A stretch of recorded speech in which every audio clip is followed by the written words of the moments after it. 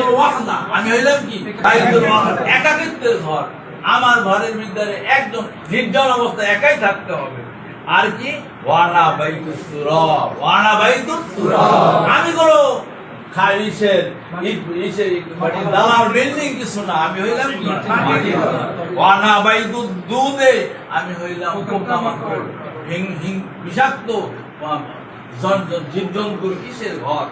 আনা বাইতুদ দুদে ওয়াইজা দুফিনাল আব্দুল মুমিন, যখন মুমিন বান্দাকে কবরে দাফন করা হয়, কালা লাহুল কবর মারহাবান ওয়া আহলা, তখন কবর সেই মুমিন বান্দা বলে মারহাবান আহলা ওয়া সাহলান, বলে মারহাবা, হে মুমিন তোমার জন্য আজকে সুসংবাদ, প্রসন্দের, ওয়া আহলা তুমি তোমার আপনজনের কাছে ফিরে এসেছো।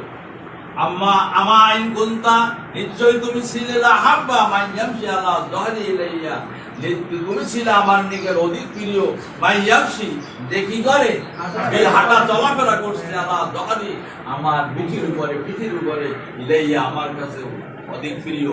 ফাউল্লি বাইদা বাইতুল্লি তুকা ইয়ামা, যখন আজকে তোমার উপর আমাকে দায়িত্ব দেওয়া হয়েছে, ক্ষমতা দেওয়া হয়েছে, অসেতা ইলাইয়া তুমি আমার কাছে পৌঁছেছো,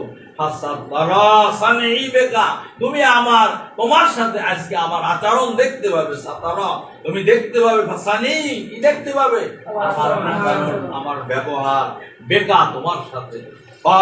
তখন কবর বলবে ভাইয়াত তাসিউল্লাহ মাদ্দা বসারিহি, তখন ওই কবর তার জন্য কি হয়ে যাবে, প্রশস্ত হয়ে যাবে, তার চোখের দৃষ্টির শেষ সীমা পর্যন্ত। অয়ত তাহলে বাবুল